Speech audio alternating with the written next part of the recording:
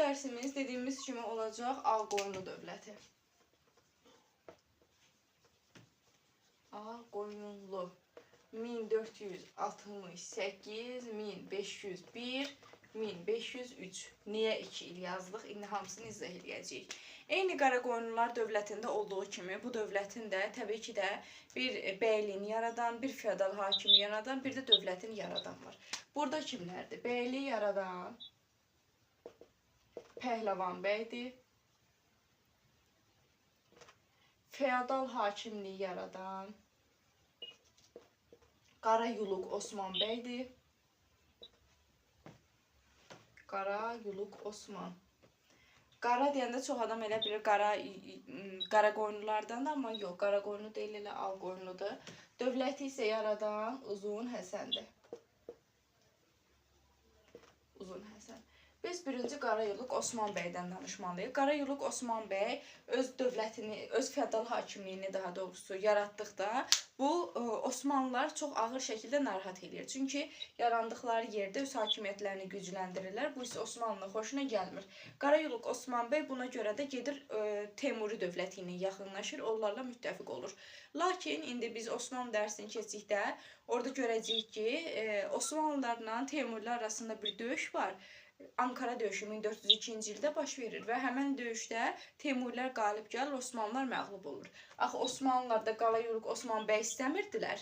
Artıq Teymurlərin qalib gəlməsi Qarayuluq Osman bəyin də işinə yarayırdı və Qarayuluq Osman bəy Teymurlərin güclənməsindən istifadə edərək öz ərazilərini genişləndirəcək. Sonra hakimiyyətə gələcək Uzun Həsən və dövlət yaradana qədər biz ona Həsən bəy deyəcəyik. Hakimiyyətə gələcək 1453-cü ildə. Daha doğrusu bəyliyin başına gələcək 1453-cü ildə. 1453 vacib bir rəqəmdir. Niyə? Çünki 100 illik müharibənin başa çatması, Konstantinopolun fəthi və s. bu ildə bir çox hadisələr olub. Həmçinin Həsən bəy də hakimiyyətə gəlib. Boyuna, cüssəsinə görə qüdrətli bir şəxs olduğuna görə biz onu Uzun Həsən adlandırırıq. Hətta mənbələrdə göstərilir ki, o qədər uzun olur ki boyu. Ona xüsusi atlar gətirirdilər ki, ayağı atdan yerə dəyməsin. Həsən bəy qardaşı ilə mübarizədə hakimiyyəti ələ aldıqdan sonra başlayacaq yavaş-yavaş mübarizə aparmağa. Trabzon məsələsi.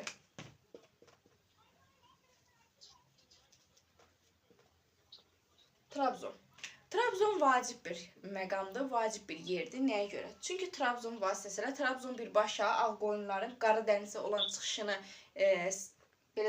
sağlayan türklər demiş yerdir. Yəni Trabzondan keçib onlar birbaşa Qara dənizlərə açılıb öz ticarətlərini eləyə bilərlər. Ona görə Trabzon bunlar üçün vacibdir. Həm Azərbaycanda öz dövlətini yaratmaq, Trabzon krallığını öz hakimiyyəti altına, onlardan belə desək, güc almaq üçün Uzun Həsən gedəcək Trabzon kralının qızı ilə evlənib nikah diplomatiyası həyata keçirəcək. Nikah diplomatiyası. Nə oldu? Uzun Həsən Trabzon kralının qızı ilə evlənmiş oldu. Ki, həm Qara dənizə çıxış olsun, həmçinin də ölkədə öz dövlətini yaratsın. Lakin belə bir vaxtda Osmanlı hökmdarı 2-ci Mehmet hazırlaşacaq ki, Ağqoyunlular üzərinə, həmçinin Trabzon üzərinə hücum eləsin.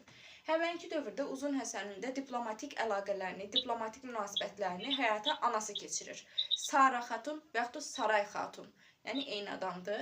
Bütün diplomatik münasibətlər Şərqin ilk diplomatik qadını hesab olunur. Onun adından həyata keçirilir. Uzun Həsən anasını 2 dənə vəzifə tapşırır. Deyir ki, get Mehmetlə görüş və onu 2 dənə vəzifə verirəm sənə. Bunlar həyata keçir, gəl. Birinci vəzifə odur ki, 2-ci Mehmeti Trabzon üzərinə hücumdan çəkindirsin. Yəni 2-ci Mehmet Trabzonu işğal eləməsin. Çünki Trabzonun işğalı ilə Uzun Həsən çox yaxşı bilirdi ki, Qara dənizə çıxış edəcək.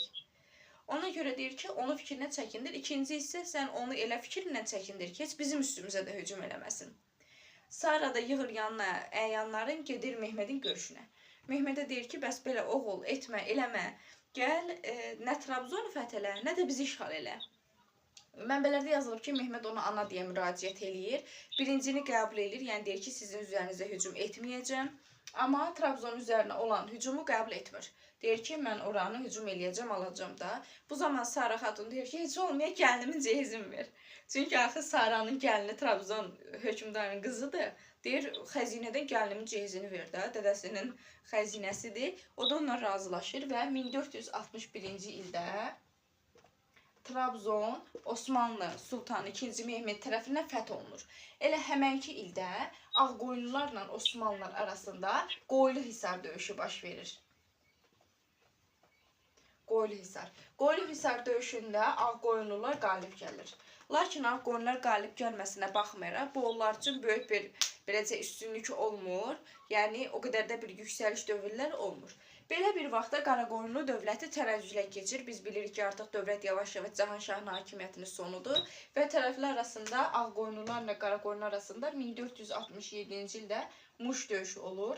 Muş döyüşündə Ağqoyunlular qalib gəlir, Qaraqoyunlular məğlub olmuş olur və Cahanşah öldürülür. Sonuncu Qaraqoyunlu hökmdarı Həsən Əli də taxtdan salınır və bununla da Qaraqoyunlular süqut eləyir və yerinə 1468-ci ildə Ağqoyunlular yaranır və onun banisi də Uzun Həsəndir.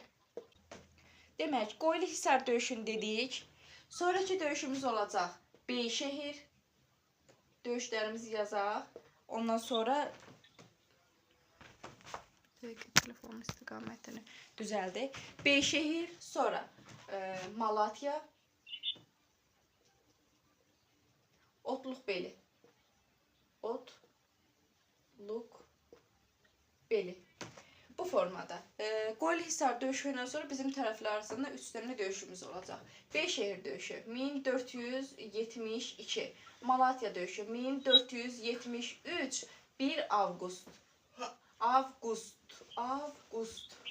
Otluqbeli, o da 1473, 11 Avqust. Yəni arasında 10 gün fərq var. 1 Avqust və 11 Avqust. Demək, indi kimlər qalib gəldi, kimlər yox. Bir. Birincidə Qoyunlar qalib gəlmişdimi? İkincidə artıq Osmanlılar. Osmanlı qalib olacaq. Malatya döyüşündə Ağqoyunlar qalib olacaq. Otluqbeli döyüşündə Osmanlı qalib olacaq. Yəni bir dəfə onlar udur, bir dəfə biz oduruq, belə desək ki, döyüşlər bu formada gedir. Və əslində Malatya döyüşündə Ağqoyunlar çox üstünlüklə qalib gəlmişdilər. Amma burada bir fasiləyə əl atır Uzun Həsən. Həmən fasilədən istifadə edən Mehmet öz qoşununu geri yığdığı üçün biz Otluqbeli döyüşündə məğlub oluruq. Ağqoyunlu Osmanlı müharibələri də yəni bu qədər baş verir. Uzun Həsən dövlət yaradır. Bir də yadınıza saxlayın ki, Uzun Həsən odlu silah ixrac etməyə çalışıb. İstəyirdi ki, özü odlu silah hazırlatsın. Amma bunu həyata keçirə bilməyibdi. Uzun Həsən həmçinin Osmanlılara qarşı xarici dövlətlərlə də müqavilə bağlayıb. Yadımızda saxlayaq, Azərbaycan tarixində xarici dövlətlərlə diplomatik əlaqə ilk dəfə Ağqoyunlu hökmdarı Uzun Həsəndə olub. Venesiya ilə, Macarıstanla, Kipirlə, əsasda Venesiya ilə müqavilələr bağlayıb. Venesiya ilə müqavilə bağlayır ki, mən müharibəyə başlayacağım, sən də mənə odlu silah verərsən. Venesiya da təsdiq edir ki, hə, okey, sən başla, mən sənə odlu silah verəcəm. Amma Venesiya verdiyi vədə tutmur və müharibədə odlu silahı Uzun Həsənə göndərmir. Ona görə də Uzun Həsən elə döyüşlərin bəzilərində məğlub olub. Bu formada. Daha sonra Uzun Həsənin digər dövlətlərlə diplomatik münasibətlərinə gəlin baxaq. Uzun Həsənin Səfəvilərlə diplomatik münasibətləri var. Səfəvilərlə diplomatik münasibətləri nəyə dayanır? O öz bacısını Səfəv ordeninin hakiminə verir və burada bir nicah diplomatiyası yaradır. Yəni nicah diplomatiyası ilə qohumluq əlaqələri olur. Həmçinin də Səfəv feodal hakimliyində bir hökmdarın hakimiyyətə gəlməsinə də kömək eləyir. Daha sonra Rus knyazlığı. Ruslar. Nə aidiyyatı var Rusların burada? Həmənki dövrdə hakimiyyətə Rusiyada 3-cü İvandır. 3-cü İvan Qızıl Ordu ilə mübarizə aparır. Və Qızıl Orduya qarşı mübarizədə Ağqoyunlardan kömək almaq məqsədi ilə Uzun Həsənin yanına gəlir. Lakin Uzun Həsən 4-cü İvanı rədd edir. Yəni Rusların gəlişi uğursuz olur. Bugün mən yaza bilmirəm niyəsə. Rusların gəlişi uğursuz olur. Niyə? Çünki Uzun Həsən qabaqcadan Qızıl Orduya söz vermişdi ki, mən sən tərəfdə duracağam. Artıq ona görə Ruslara belə desə üz verə bilmir. Daha sonra Gürcülər üzərinə hücum eləyir. Gürcüstana yürüş edir. Və öz hakimiyyətini Şərqi Gürcüstan ərazisinə yayır. Öz hakimiyyətini Şərqi Gürcüstana yaymaq 1-ci İbrahimlə Uzun Həsən üçün ortaq cəhət təşkil edir. Daha sonra Uzun Həsən ölür və onun yerinə Yaqub padşah gəlir. Yaqub Padşah. Yaqub Padşah bərabərdir sakit. Ölkədəki bütün qiyamlar yatırır. Bütün çıxışlar yatırır. Kimlə davalayıqsa hamısı ilə barışır. Teymurlərlə yaxınlaşır, Osmanlı ilə yaxınlaşır, Şirvanşahlarla yaxınlaşır. Hamı ilə dostluq əlaqəsi saxlayır. Bircə dənə Səfəvilərlə elə də bir böyük bir barışıqlıqları belə desək ki olmur. Və Yaqub Padşahın ölümündən sonra hakimiyyət uğrunda şahzadələr arasında mübarizə başlayır. Bu şahzadələr içərisində birinci Bay Sunqur hakimiyyətə gəlir.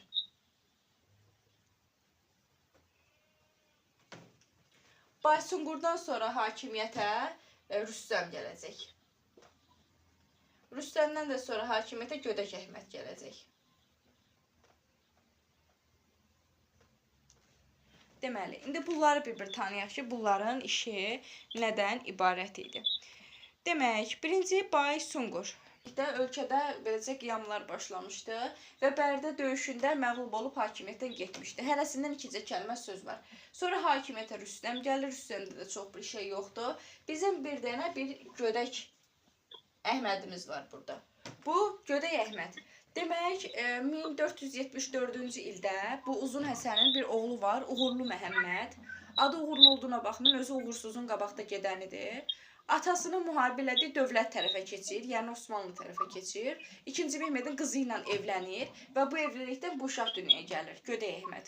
Boyu Gödək olduğuna görə, özü də cılız olduğuna görə tarixdə adı qalır Gödək Əhməd. Gödək Əhməd hakimiyyətə gəldikdən sonra islahatlar keçirir. Onun islahat keçirməkdə məqsədi dövləti gücləndirmək, vergi sistemini nizamlamaq idi. Lakin Gödək Əhmədin ölümündən sonra dövlət başlayacaq ləngərləməyə, hakimiyyət uğrunda mübarizə getməyə. Bu mübarizə nəticəsində gələcək ən əsas hadisələrimizdən biri baş verəcək. 1500-cü ildə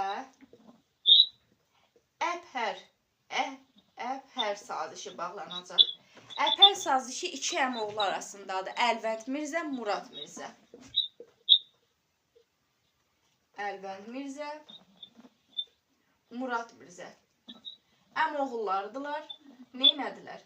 Ağqoyunlu dövlətini iki hissəyə parçaladılar. Əbhər sazişi ilə. Murad Mirzə gedəcək Əcəb İraqı tərəfini tutacaq. Əlvənd Mirzə isə Azərbaycan torpaqlarını. Əlvənd Mirzə 1501-ci ildə Şərur döyüşündə Səfəvilər tərəfindən məğlub ediləcək. Səfəvilər, diqqət edin, Səfəvilər dövləti demirəm. Səfəvilər tərəfindən Şərur döyüşündə Əlvənd Mirzə məğlub ediləcək. 1503-cü ildə isə Alma Bulağı adlı döyüşdə Murad Mirzə məğlub ediləcək. Və onun məğlub edilməsi ilə Səfəvi dövlətinin ikinci qolu da süqut ediləcək. Biz dövlətin süqutunu 1501 götürürük. Biraz məntiqsizdir. Niyə axı 1503-cü ilə qədər ikinci qol yaşamışdı? İkinci qol hal-hazırdakı Azərbaycan torpaqlarını əhatə etmədiyinə görə, yəni ən azından mən bildiyim qədərilə, biz elə birinci qolun süqutu ilə götürürük. Çünki ikinci qol artıq Əcəb İraqının ərazisidir. Ona görə də Ağqoyunlu dövlətinin öz ərazisi Azərbaycan olduğuna görə elə birinci qolun süqutu ilə də biz Ağqoyunlu dövlətinin süqutunu götürürük. Diqqət edirik. Burada Səfəvilər dövlət deyil. Dövlət deyillər. Ərdəbil hakimlikdirlər. Burada mı artıq Səfəvilər dövlətdir. Bunu Şeyx İsmail süquta uğradıb. İsmail, yenə yaza bilmirəm. Bilmirəm niyə. Bunu Şah İsmail süquta uğradıb. Eyni adamdır. Lakin biz artıq bilirik ki, tarixdə Şeyx, Şah, Xan, Əmir, Şirvanşah və s. kimi titullar nə qədər vacib və önəmlidir.